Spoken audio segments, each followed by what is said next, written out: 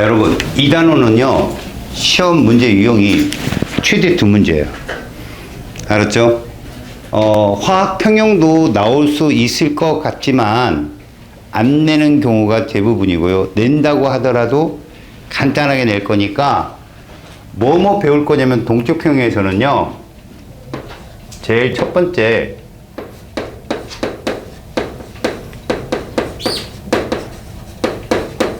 상평형을 배울 겁니다. 상평형은 문제가 두 가지로 나오거든요. 가장 대표적인 게 X2 형태의 액체와 X2 형태의 기체, 그 다음 가장 흔하게 나오는 게 물과 수증기가 나와요. 얘가 제일 많이 나올 거니까 얘 할 때는 꼭 지켜보세요. 두 번째, 얘도 출제가 될 수 있어요. 드라이 아이스와 이산화탄소 기체. 얘는 특히 브로민으로 잘 나옵니다. 브로민, 젓갈색 액체로. 이 셋 중에 하나가 나올 거고요. 얘가 많이 나오니까 꼭 기억하시고 여기 절대 틀리면 안 돼요. 거저주는 문제입니다. 여기는. 두 번째, 정말 가끔 용의 평형이 나올 수 있어요. 얘는 쟤도 기출이지만 얘도 기출이 나올 겁니다. 용의 평형은 용매에다가 용지를 녹이는 거예요. 그럼 얘가 뭐가 됩니까? 용액이 되죠? 이게 다시 석출되는 이 과정이 시험에 출제가 됩니다. 그 다음 세 번째, 얘는 나올 길이 거의 희박. 화학 평형입니다. 기본적으로 반응물을 NO2를 주고요. 생성물을 N2O4, 사산화 이질소를 주거든요. 자, 동적 평형은 이 셋 중에 최대 둘, 아니면 한 문제. 수학 능력 평가 정시에서도 얘만 나와요. 상평형만. 얘들은 안 냅니다. 1번이 그래서 걸을 타선이 없는 부분입니다. 꼭 기억하시고요. 그럼 이제부터 이거에 대한 설명은 10분 동안 간단하게 설명을 해 드릴게요. 기본적으로 여러분들 반응은요, 가역 반응이라는 게 있다는 걸 꼭 기억하세요. 이 가역이라는 게 무슨 뜻이냐면 역반응이 가능하다는 얘기입니다. 여러분들이 1단원에서 배웠던 화학 반응의 양적 관계에서는 비가역만 배운 거예요. 비가역의 특징은 뭐냐면 반응물이 완결된다는 거예요. 반응물 중에 하나가 0이 되든가 둘 다 0이 되든가. 하지만 가역 반응은요, 기본적인 해석은 정반응뿐만 아니라 역반응이 가능하다. 이걸 기본적으로 해주고요. 그래서 표현을 이렇게 합니다. 표현을, 자, 반응물이 여기 있고 생성물이 여기 있다면 요렇게 표현하죠. 이렇게 표현하는 것이 역반응이 가능한 가역반응이고요. 이 가역 반응을 통해서 뭐가 나오냐면 얘가 나올 수 있어요. 동적 평형에 도달할 수 있다. 여러분들은 오늘 동적 평형에 대해서만 집중적으로 보시면 알아요. 동적 평형은 말 그대로 평형이 정적이 아니라 움직이는데 겉으로 보기에 멈춘 것처럼 보이는 그런 상태를 동적 평형이라 합니다. 이 동적 평형은 딱 두 가지만 기억해요. 동적 평형에 도달하잖아요. 그럼 얘들은 이거예요. 정반응 속도와 역반응 속도가 동일하다. 그래서 마치 멈춘 것처럼 보이는데 절대 0은 아닙니다. 명심하세요. 정반응 속도와 역반응 속도가 동일한데 절대 0은 아닙니다. 그래서 오답에 역반응은 0이다 혹은 정반응은 0이다 이렇게 잘 나와요. 그거 조심하시고. 두 번째요. 항상 반응물과 생성물이 멈춘 상태가 아니니까요. 공존한다라는 걸 명심하세요. 반응물과 생성물이 공존한다. 0이 될 수가 없다는 거죠. 이게 바로 동적 평형의 가장 중요한 의의입니다. 자, 이렇게 놓고 이제부터 절대 가역이 될 수 없는 애들, 애들을 써놔볼게요. 맨 밑에 있어요, 여러분들. 대부분이 다 가역이거든요. 그래서 물의 상평형도 가역이고, 거기 염화 코발트 그 값도 가역이고, 그 다음에 뭐 석회암이 지하수랑 만나서 석회 동굴이 뚫리는 것도 가역이고, 나오진 않습니다. 아, 그런 게 있구나. 그럼 비가역은 가끔 쉽게 접근하라고 교과서에 있으니까 이거를 가끔 내기도 하는데, 비가역이란 말은 이름에서 알다시피 이거예요, 여러분. 반응물이 있고 생성물이 있는데 이렇게 되고 마는 거죠. 이게 비가역이에요. 역반응이 가능하지 않다. 그럼 이 비가역은 어떤 것들이 있나 봤더니, 기본적으로요, 기체가 발생하는 반응이요. 생성물에 기체가 발생하는 반응이 비가역이고요. 그 다음에 연소요. 연소나 기체 발생 반응이 비가역이 될 수 있다. 두 번째요,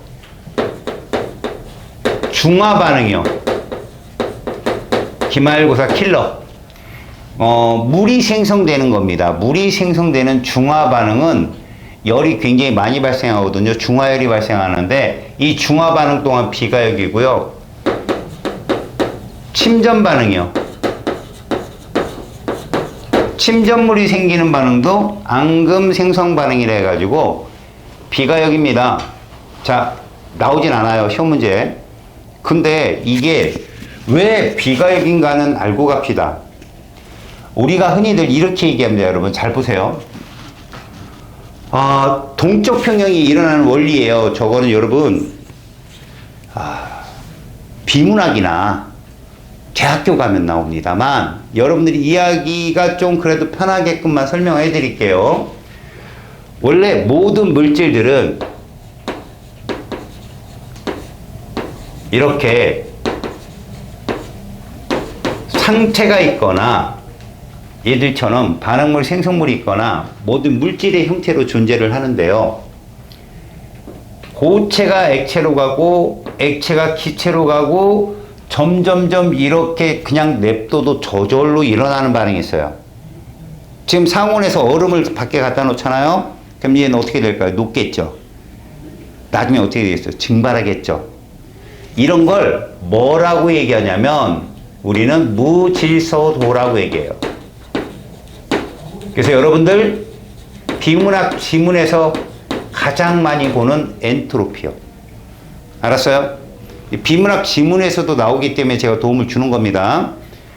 자, 모든 물질의 진행 방향, 화학 변화든 물리 변화든 모든 물질들은 무질소도가 큰 쪽으로 진행이 된다입니다. 이게 물리학을 배운 친구들은 연력학 2법칙 정도 됩니다.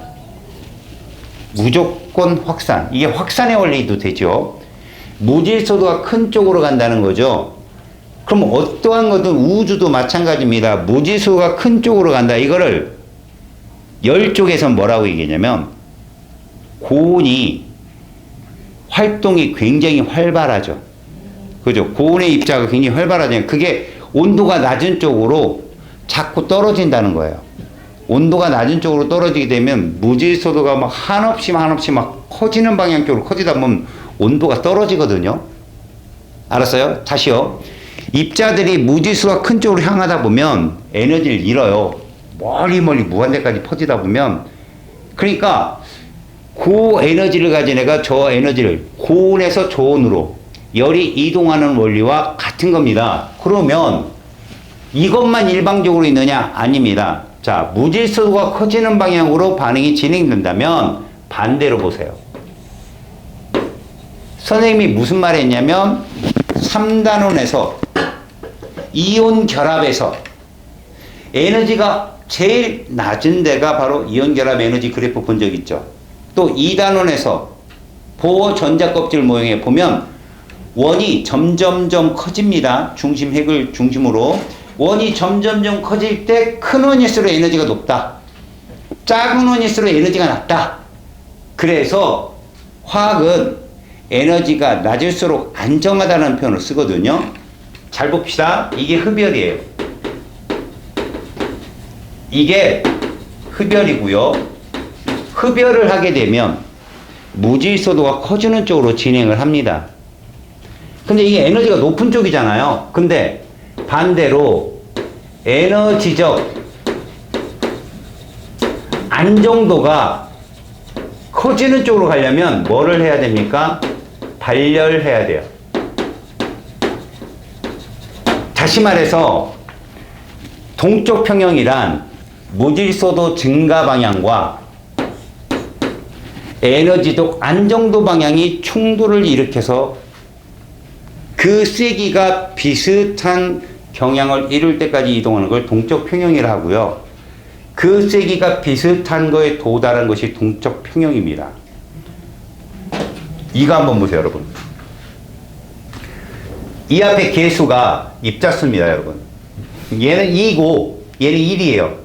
그렇다면 이렇게 이동하는 이 방향이 바로 무질소도 증가 방향이에요. 입자가 많아지잖아요, 두 개로. 그러면 이게 바로 흡열이고요. 그럼 반대로 이쪽으로 가게 되면 이건 에너지적 안정도 방향이잖아요. 에너지적 안정도가 큰 방향이에요. 이거 무슨 방향이에요? 발열입니다. 이렇게요. 화학평형은 저거만 물어봐요. 화학평형은. 이따가 다시 한번 설명할 테니까 보세요. 이런 평형이 이루어지는 거죠. 그래서 저는 요걸 통해서 여러분들 어디에는 교재에는 안 나와 있지만 이걸 통해서 저 상평형부터 설명을 하겠습니다. 세 개를 설명할 거니까 잘 봅니다. 첫 번째, 상평형. 요게 여러분 상자가 무슨 상자냐면 요러한 상태 상자예요.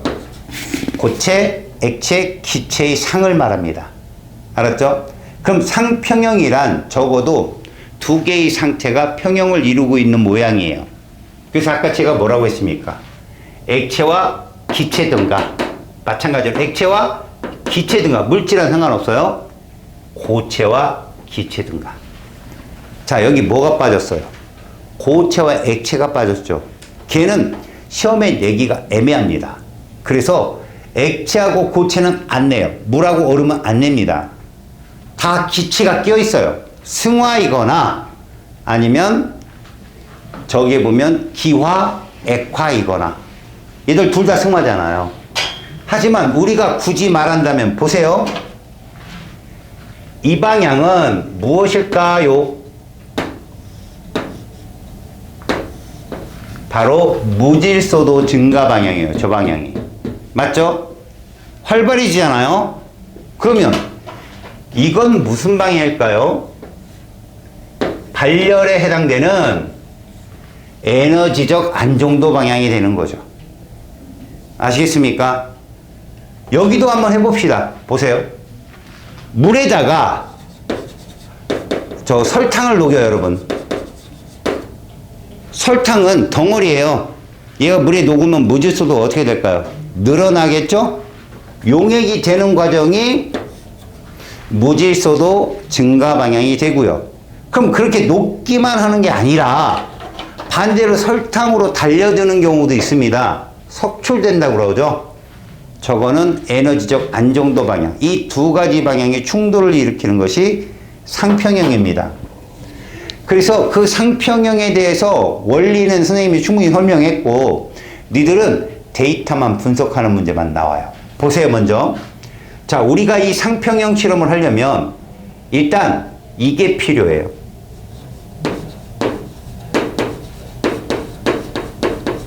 이 닫힌 개가 필요하거든요. 닫힌 개 시험에 나오지 않습니다. 닫힌 개는 물질의 이동은 맞고요. 에너지는 이동할 수 있습니다. 에너지들은 들었다 나갔다 할 수 있는데 지금부터 제가 그려주는 게 바로 닫힌 개예요. 자, 요렇게 비커가 있어요. 비커가. 그리고 제가 물을 요만큼 담아놨어요. 물. 여기다가 이렇게 뚜껑을 닫잖아. 이렇게. 이 뚜껑을 닫으면 요 뭐 했다고 그러죠? 이렇게 밀폐했다고 하잖아요. 그럼 물이 증발이 되어서 수증기가 된 애가 밖으로 빠져나가지 못하죠. 이게 닫힌 게예요. 에너지는 마구마구 통과할 수 있어요. 그래서 얘는 보세요. T도시로 일정하게 유지하는 거예요. T도시로 일정하게 유지한다는 건 에너지는 출입이 돼서 일정한 온도를 유지할 수 있다. 밖의 온도가 T도시면 안의 온도도 T도시, 이런 식으로요. 조절을 한다는 거죠. 자, 이때요. 우리는 상평으로 뭘 볼 것이냐면 물이 뭐해서 증발해서 뭐가 된다? 수증기가 될 때의 상황을 볼 겁니다.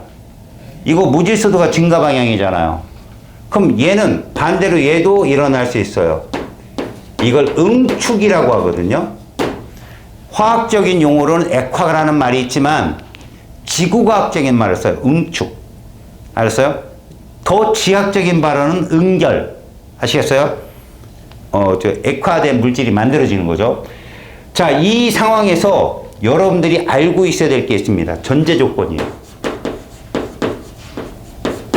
이걸 모르면 이 실험 결과를 전혀 이해도 못 하고요.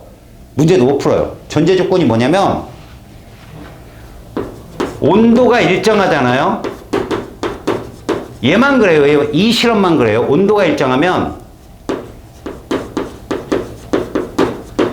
증발 속도도 일정하다는 걸 명심하세요.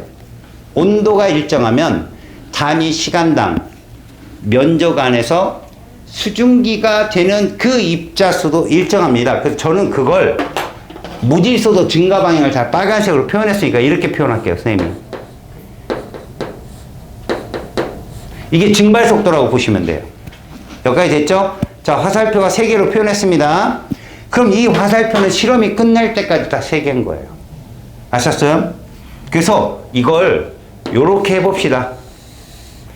가로축을 시간으로 잡고 세로축을 속도로 잡을 때, 자, 처음 0일 때 요렇게 일정한 이 속도가 무슨 속도다? 바로 증발 속도다. 시간이 아무리 흘러도 일정한 거죠. 그래서 조금 시간이 흐릅니다.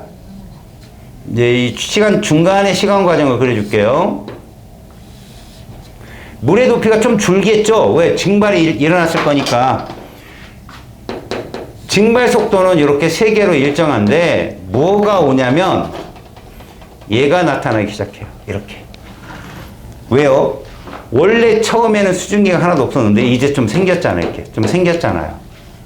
그러면 증발 속도가 일정한 상태에서 응축 속도가 좀 늘어나기 시작합니다.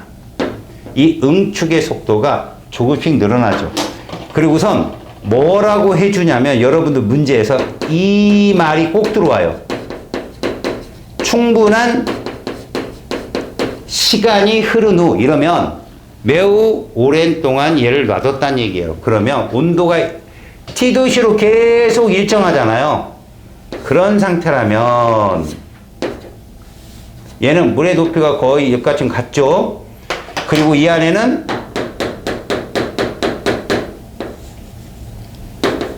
수증기 입자가요 포화 상태가 될 겁니다. 더 이상 수증기가 늘어날 수 없는 상태가 될 거예요. T도시에서 그대로 계속. 이때 증발 속도는 계속 똑같다고요. 근데 누구 속도가? 이렇게요. 그래서 보세요. 이렇게요. 이게 무슨 속도라고? 응축 속도라고 해요. 그래서 우리는 그 속도가 같아지는 이 온도를 동적 평형 도달 시간이라고 불러요.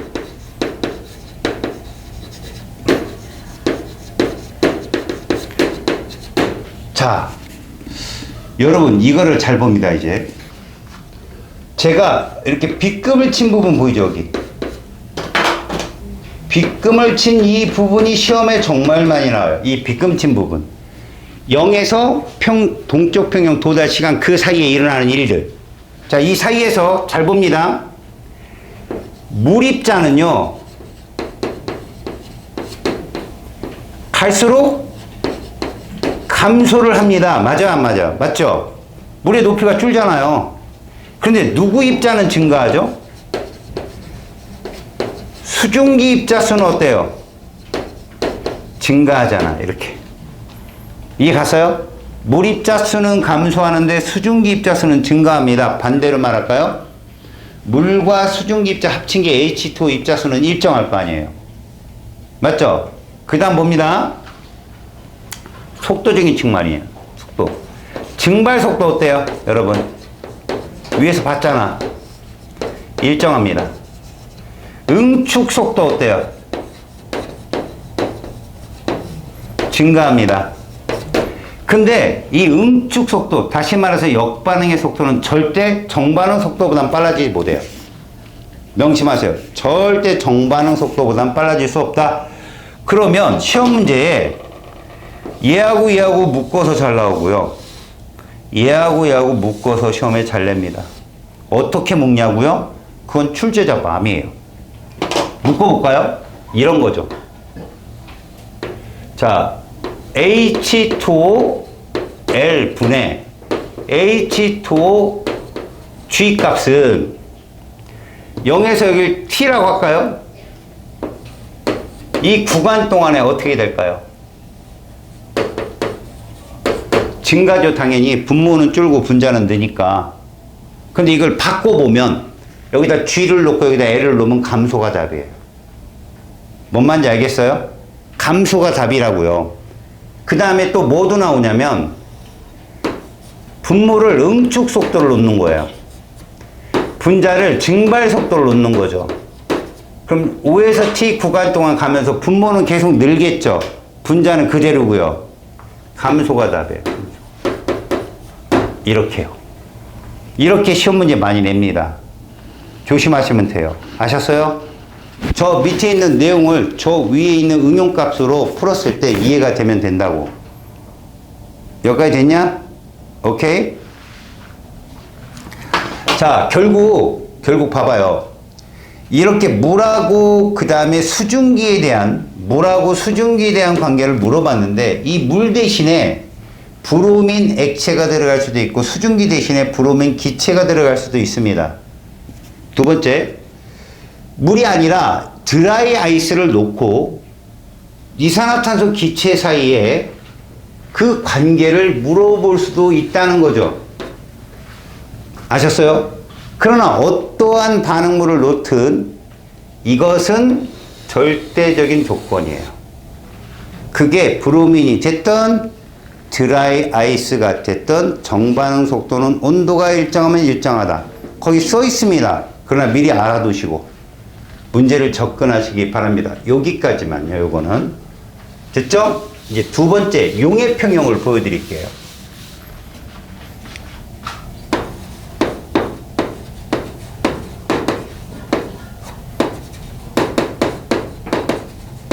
자, 용해 평형은 뭐냐면 얘는 어차피 통제를 할 필요는 없어요.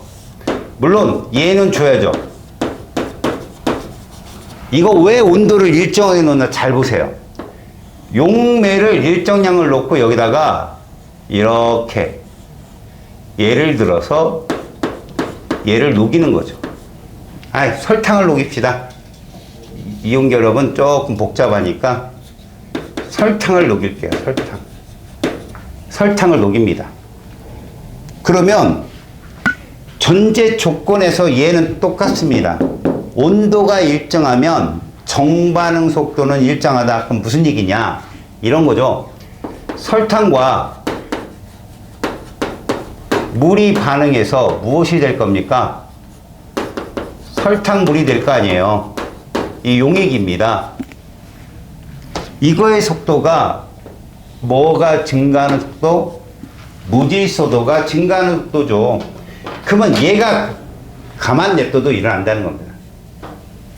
설탕물 속에 있는 설탕이 다시 기본적인 설탕 입자로 들어오는. 그래서 처음에 이렇게 표현해 봅시다. 이런 식으로 표현해 봅시다. 이런 식으로. 이게 용해 속도라고 얘기하자고요.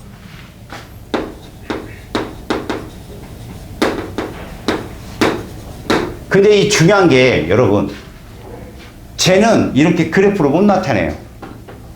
이건 뭐냐면 물과 그 다음에 설탕 또는 물과 소금, 용매와 용질 간의 사이에 따라서 저게 일정한 속도를 유지하는 게 좀 불가능해요. 너무 천차만별이라 속도와 시간 그래프, 그러니까 우리가 속도 시간 그래프를 그려주진 않고 그냥 평형이다. 그 중간적인 건 물어보지도 않아요. 자, 시간이 흘렀습니다. 자, 지금 이게 원래는 용매가 작았을 거예요. 용매 양이 작았는데 설탕을 넣음으로써 약간 위로 올라왔겠죠. 부력으로. 대신 높이 똑같아요. 그리고 설탕이 조금 줄었어요. 설탕이. 그런 무슨 얘기냐? 이 입자 속에 설탕 입자가 이제 좀 녹아 있는 거예요. 설탕 입자가. 이렇게 되면 이게 용해 속도잖아요. 그러면 무슨 속도도? 석출 속도도 나타나게 된다. 이렇게. 석출이 시작된다는 거죠. 근데 충분한 시간이 또 흘러야 돼요. 여기에는 이런 말이 따라옵니다. 이 시간은 동적 평형에 도달하는, 자, 이 용매 안에 더 이상의 누구는, 더 이상의 설탕은 녹을 수 없는. 그래서 우리는 이거를 포화 수용액이라고 하죠. 포화 수용액이라고 합니다. 물론 용매 100g, 물 100g에 그럼 용해도라는 말도 쓸 수 있어요. 지금은 포화 수용액이라고 봅니다. 자, 이 상태에서 보면 얘들한테는 충분한 시간이 흘렀으니까 여러분들이 센스가 있다면, 얘들 뭐 대충 이랬구나, 평형에 도달했구나. 잘 보세요. 이거 평형에 도달했죠. 여기 평형에 도달했죠. 첫 번째 조건, 증발 속도와 응축 속도가 같았다는 거죠. 0이 아니에요. 같았다는 거죠. 두 번째, 용해 속도와 석출 속도가 어떻다고요? 같다는 겁니다. 절대 멈춘 게 아닙니다. 0이 아니에요. 같았다는 거죠. 정반응 속도와 역반응 속도 어떻다? 같다. 두 번째요. 두 번째. 요 지점에서든 반응물인 누구? 물과 생성물인 수증기가 공존하더라. 다시 여기도. 반응물인 요 설탕이 생성물인 용액과 공존하더라. 이거를 바로 동쪽 평형이라 부른다고요. 만에 하나 이 설탕이 완전히 하나도 없어. 실험을 잘못한 겁니다. 그럼 왜? 정말로 이론적으로 우리가 포화 수용의 그 지점만 딱 선으로 연결하는 게 용해도 곡선이잖아요. 이론 곡선이거든. 그거 거기에 도달할 수도 있어요. 근데 그건 재수할 때는 나와요. 문제. 이건 반드시 보여줘야 됩니다. 설탕이든 소금이든 보여줘야 돼요. 그래야 우리가 얘는 진정한 동쪽 평형 상태구나. 그럼 저 설탕의 그 크기는 안 변합니다. 자, 여기에 만약에 힘을 꽉 주잖아요. 이게 나와요. 자, 여기다가 황색 설탕 있죠. 얘가 지금 흰색 설탕이거든요. 황색 설탕을 추가하면 어떻게 될까요? 황색 설탕을 추가하게 되면 잘 봅니다. 얘는 물의 높이가 좀 더 높아지겠죠. 요게 기존의 높이라면 좀 높아질 거예요. 그래서 흰색 설탕 말고 황색 설탕까지 같이 섞여 있는 거죠. 이렇게 흰색 설탕에 황색 설탕까지. 중요한 건 뭔지 알아요? 중요한 건 이렇다는 거죠. 용의 속도는 안 변하는 거예요. 왜? 온도가 일정하니까. 온도는 계속 T도시로 일정하거든요. 그럼 용의 속도는 안 변해요? 그럼 누구 속도도 안 변해야 돼요? 새로운 평형에 도달하잖아요. 속출 속도도 안 변합니다. 그러면 저 용매에 황색 설탕이 섞일 거냐? 섞입니다. 기존에 흰색 설탕 입자 사이에 황색 설탕 입자가 섞여요. 그러나 여기에 흰색 설탕이 10개가 물 안에 용액 안에 녹아있다. 그럼 여기도 흰색은 한 6개 정도 된다면 황색이 4개 정도. 전체 10개는 안 변해요. 뭔 말인지 알겠어? 그럼 이게 뭘 증명하는 거죠? 이 동쪽 평형 상태는 반응이 멈춘 게 아니다라는 증명이에요. 이해 갔습니까? 이게 힘 꽉 준 문제죠.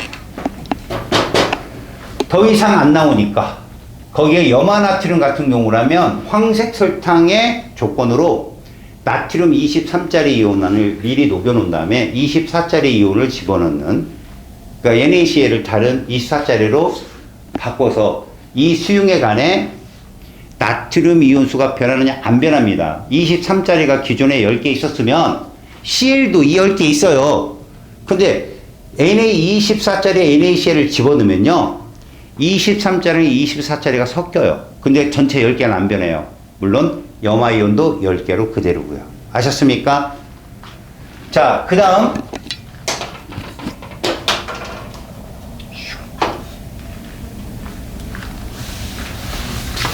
화학평형입니다. 이제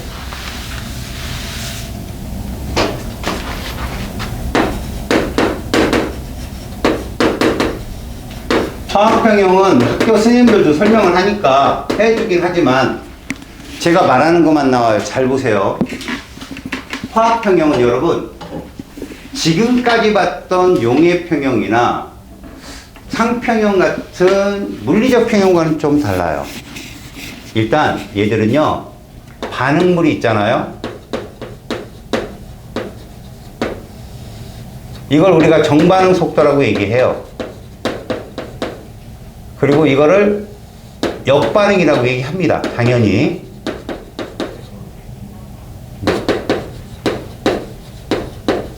그리고 동쪽 평형 상태에 도달한다면 그 속도가 같아지는 것도 맞아요. 근데 가로축을 시간으로 놓고 세로축을 이렇게 놓죠. 농도로 놨을 때, 자, 이렇게 변하는 게 무조건 반응물이에요. 이렇게 변하는 게 이게 무조건 반응물입니다. 지금은 반응물이 됐든 생성물이 됐든 어떤 한 물질을 딱 넣어놓는 순간 걔는 반응물이 되는 거예요. 그럼 걔는 어차피 생성물로 가려면 줄어야 될 거 아닙니까? 농도가. 그럼 누가 생겨요? 생성물이 생기는 거예요. 이렇게 생성물.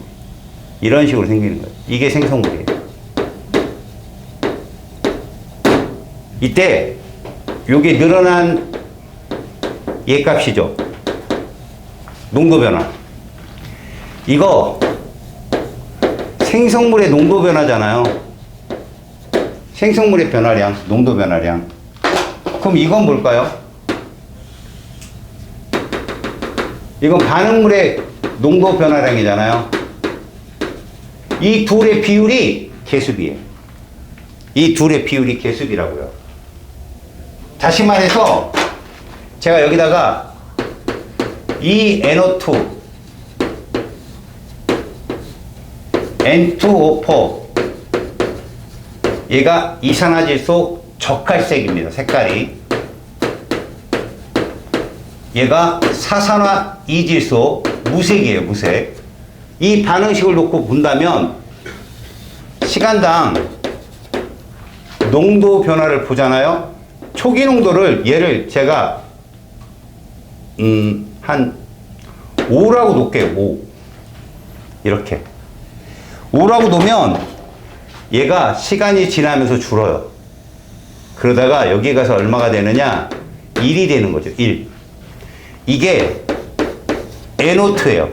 자, 이렇게 제괄호로 이렇게 표현한 거 몰농도란 뜻이거든요. 몰농도. 몰농도란 뜻이에요. 그냥 농도가 이렇구나. 그러면 얘 N2는 어떠느냐? N2는 이렇게 됩니다. 스미마셍. 브라자스키.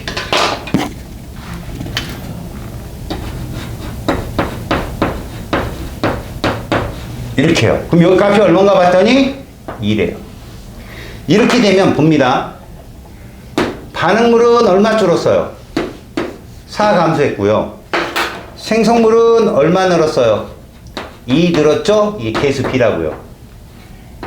2대 1 이렇게. 알았어요? 그냥 그렇게 확인하라고요. 자, 그 다음 보세요. 그 다음 요 지점은 이제 동쪽 평형에 도달 시간이야. 동쪽 평형 도달 시간인데 이때부터는 아까 물입자와 수증기 입자가 그랬고 설탕물과 설탕이 그랬어요. 저 평형 시간 이후에는 그 입자가 안 변한다는 겁니다. 알겠습니까? 여러분, 아까 물에서는요, 잘 들으세요. 물에서는 증발 속도와 응축 속도가 동쪽 평형에 도달하면 얼마가 됐다? 1이 됩니다. 1. 둘이 속도가 똑같은 거예요. 1. 근데 물 입자수나 수증기 입자수는 절대 1이 되면 안 돼요. 수억만 분의 1로 1이 될 수는 있겠죠. 그럴 경우는 거의 없다. 알았니? 물이 많든 수증기가 많든 누군가 값이 일정하게 유지되는 걸로 생각을 해줘야 되고. 왜요? 죄송합니다. 아니, 저한테 이렇게 하는 줄 알았어요. 자기 손등을 보는 건데 저는 저한테 스탑 이러는 줄 알고. 왜요? 그랬더니 여기는 여러분 농도가 일정하게 유지되잖아요. 평형이 끝난 게 아니, 반응이 끝난 게 아니라고. 여기 얘를 속도로 그리잖아. 봐라. 시간당 속도로 그리면 아까 상평형 속도랑 뭐가 다른지 보라고. 이렇게 된다.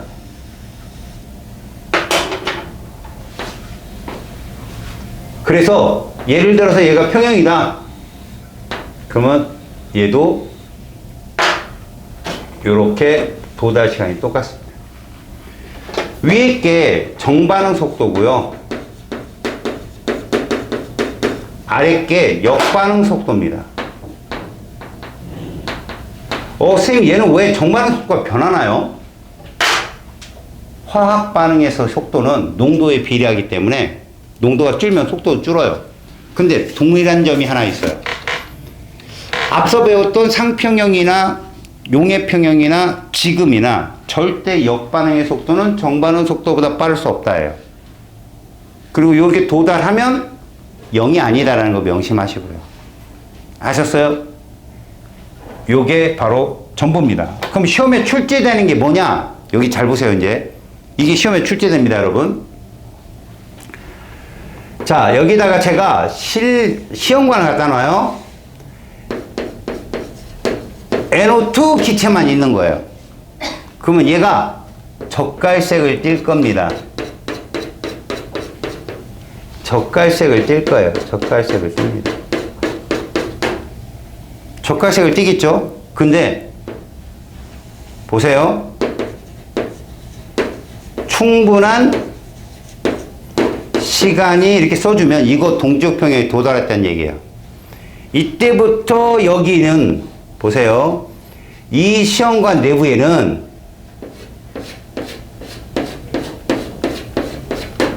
누구도 존재한다? N2O4도 존재하는 거예요. 이거 동쪽 평형에 도달했다고요. 됐죠? 자, 얘를 A, B라고 합시다. 자, 얘를 온도를 높여줄 거예요. 온도를 높여줬더니 이렇게 되었답니다.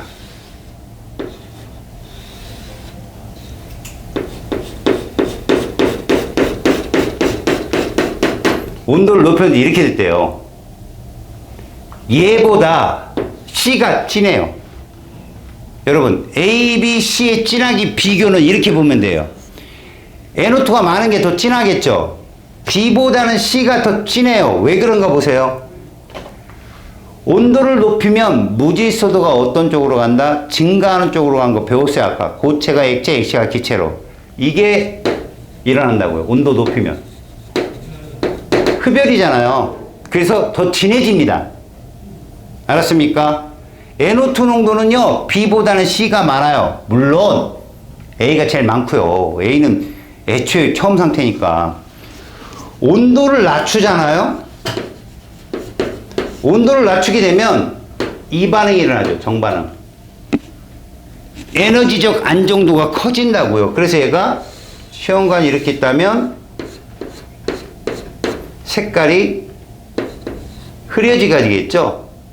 근데 명심하십시오. A를 빼놓고는요, C나 D나 모두 새로운 동적 평형이기 때문에 NO2 말고 N2O4도 모두 존재합니다. 진해졌네? NO2만 있는 게 아니라 N2O4도 있는 거고요. 옅어졌네? 무색으로 바뀌었네? 그러면 여기는 N2O4만 있는 게 아니라 NO2도 있다는 거죠. 동적 평형은 공존이다. 명심하세요. 상대적으로 여러분, A를 제외하고 누가 NO2 제일 많을까요? C. 그 다음에가 B. 그 다음에가 D입니다.